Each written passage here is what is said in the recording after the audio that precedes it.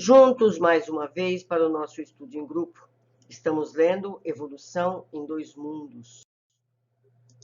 Hoje nós vamos aprender sobre evolução e hereditariedade. Princípio inteligente e hereditariedade. Reportando-nos a lei da hereditariedade, é imperioso que, de certo modo, recordar a geometria para simplificar-lhes os conceitos. Considerando a geometria por ciência que estuda as propriedades do espaço limitado, vamos encontrar a hereditariedade como lei que define a vida circunscrita à forma em que se externa. Só a inteligência consegue traçar linhas inteligentes.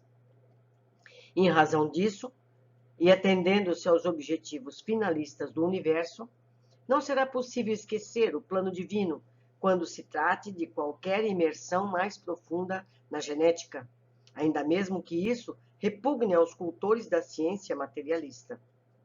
Como se estruturaram os cromatídeos nos cromossomos é problema que, de todo, por enquanto, nos escapa ao sentido, mas sabemos que os arquitetos espirituais, entrosados à supervisão celeste, gastaram longos séculos preparando as células que serviriam de base ao reino vegetal, combinando núcleo-proteínas e glucídeos e a outros elementos primordiais, a fim de que se estabelecesse um nível seguro de forças constantes entre a bagagem do núcleo e do citoplasma.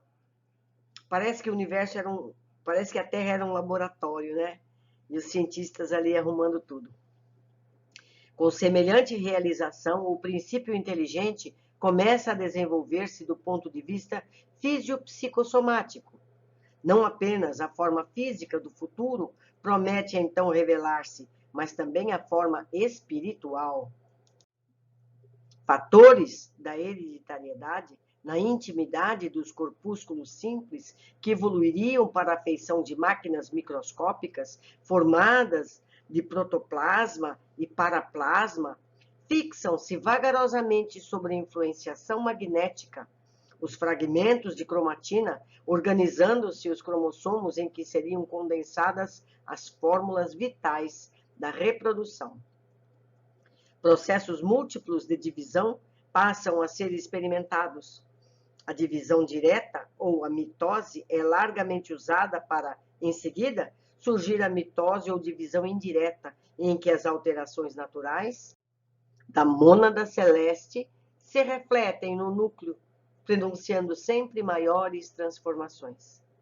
Lentamente, os cromossomos adquirem a sua apresentação peculiar, em forma de ponto alça, bastonete, bengala. E a evolução que lhes diz respeito na cariocinese, desde a profase à telosfase, merece a melhor atenção dos construtores divinos, que através do centro celular mantém a junção das forças físicas e espirituais.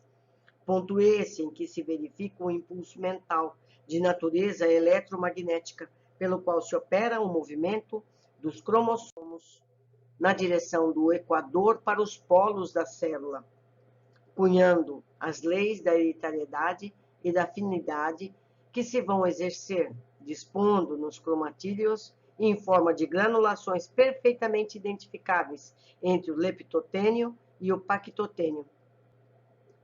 Os genes, ou fatores da hereditariedade, que no transcurso dos séculos, são fixados em número de valores diferentes para cada espécie. A gente quer que a coisa aconteça de um dia para o outro. Não, são séculos, não é? Arquivo dos reflexos condicionados.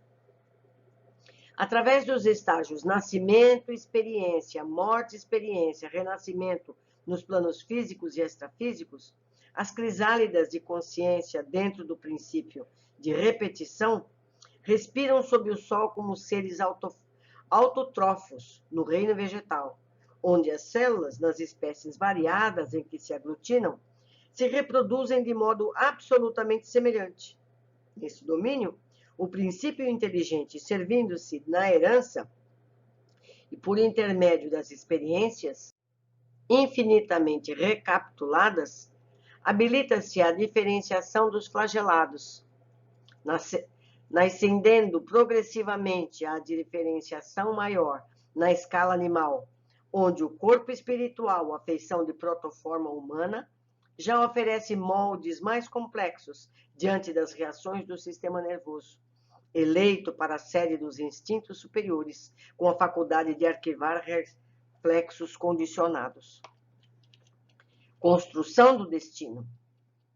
Sofrem as células transformações profundas, porque o elemento espiritual deve agora viver como ser alótrofo, somente conseguindo manter-se com o produto de matérias orgânicas já elaboradas.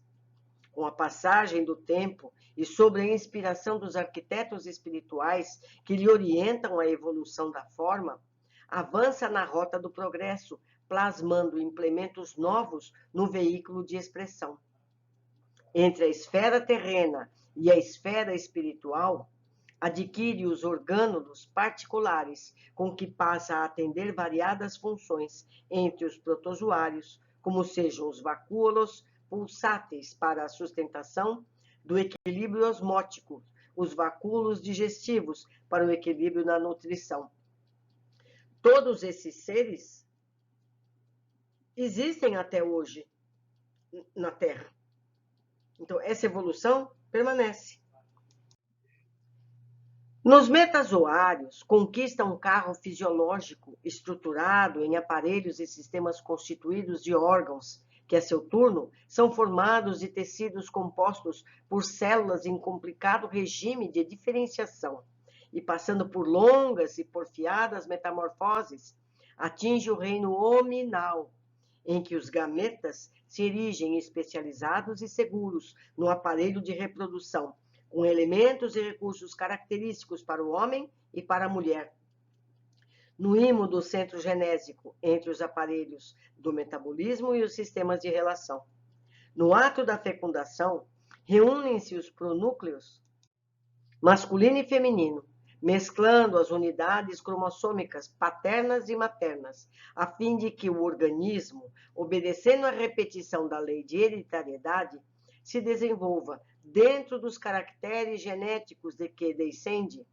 Mas agora, no reino humano, o espírito, entregue ao comando da própria vontade, determina com a simples presença ou influência no campo materno os mais complexos fenômenos endomitóticos no interior do ovo, edificando as bases de seu próprio destino no estágio da existência cujo início o berço assinala. É a forma do perispírito que atrai a matéria necessária para formar o que precisa ser formado. Por isso a diferenciação.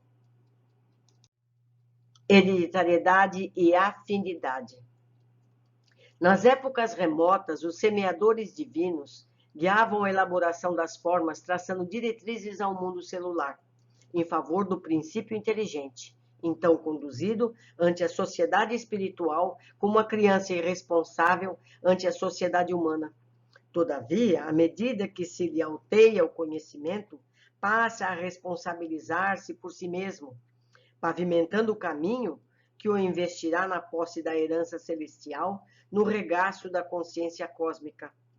Com alicerces na hereditariedade, toma a forma física e se desvencilha dela, para retomá-la em nova reencarnação, capaz de elevar-lhe o nível cultural ou moral, quando não seja para refazer tarefas que deixou viciadas ou esquecidas na retaguarda. Contudo, ligado inevitavelmente aos princípios de sequência, é compelido a renascer na Terra ou a viver além da morte, com raras exceções, entre os seus próprios semelhantes, porquanto hereditariedade e afinidade no plano físico e no plano extrafísico, respectivamente, são leis inelutáveis, sobre as quais a alma se diferencia para a esfera superior, por sua própria escolha, aprendendo, com larga soma de esforço, a reger-se pelo bem invariável, que, em lhe assegurando equilíbrio, também lhe confere poder sobre os fatores circunstanciais do próprio ambiente, a fim de criar valores mais nobres para os seus impulsos de perfeição. Geometria transcendente. Chegada a essa eminência, a criatura submete-se à lei da hereditariedade com o direito de alterar-lhe as disposições fundamentais até ponto não distante do limite justo, segundo o merecimento de que disponha, para ajudar aos semelhantes na escalada a mais amplas aquisições na senda evolutiva. Recolhe assim concurso precioso dos organizadores do progresso, na mitose do ovo que lhe facultará novo corpo no mundo, de vez que toda permuta de cromossomos no vaso uterino está invariavelmente predita por agentes magnéticos, originários ou extraordinários, conforme o tipo da existência que se faz ou refaz, com as chaves da hereditariedade atendendo aos seus fins. Então, é o fator magnético da célula perispiritual que vai atrair os genes de forma a formar o corpo que ele precisa. Eis porque, interpretando os cromossomos, à guisa de caracteres em que a mente inscreve, nos corpúsculos celulares que a servem, as disposições e os significados dos seus próprios destinos, caracteres que são constituídos pelos genes, como as linhas são formadas de pontos, genes aos quais se mesclam os elementos chamados bióforos, e tomando os bióforos desses pontos como sendo os grânulos de tinta que os cobrem, ele fez uma associação com a gráfica, com a prensa, será lícito comparar os princípios germinativos nos domínios inferiores aos traços da geometria elementar, que apenas cogita as linhas e figuras simples da evolução, para encontrar nesses mesmos princípios nos domínios superiores da alma. A geometria transcendente, aplicada aos cálculos diferenciais e integrais das questões de causa e efeito. Não é que nós já aprendemos isso em todos os livros anteriores. Hereditariedade e conduta. Portanto, como é fácil de sentir e aprender, o corpo herda naturalmente do corpo, segundo as disposições da mente, que se ajusta a outras mentes, nos círculos da afinidade, cabendo, pois, ao homem responsável reconhecer que a hereditariedade relativa, mas compulsória, lhe talhará o corpo físico de que necessita em determinada encarnação, não lhe sendo possível alterar o plano de serviço que mereceu ou que foi incumbido segundo as suas aquisições e necessidades, mas pode, pela própria conduta feliz ou infeliz, acentuar ou esbater a coloração dos programas que lhe indicam a rota, através dos biósforos ou unidades de força psicossomática que atuam no citoplasma, projetando sobre as células e, consequentemente, sobre o corpo, os estados da mente, que estará enobrecendo ou agravando a própria situação, de acordo com a sua escolha do bem ou do mal. Uberaba, 5 de fevereiro de 1958. Vale lembrar que o universo é muito mais antigo do que a Terra, não é mesmo? A Terra está aí desse tempo para cá. O plasma divino é muito anterior. Jesus, que é o arquiteto do planeta Terra, é muito mais novo que tudo isso. Então, todos esses operários já fizeram isso várias vezes. A Terra não é a primeira experiência. Então, eles têm treinamento nessas tarefas de formação da vida na Terra. Certo? Nós não somos um acidente. Meus amigos, espero todos vocês no próximo capítulo. E vamos tentar aprender um pouquinho, porque eu sei que é difícil. Um abraço, até a próxima.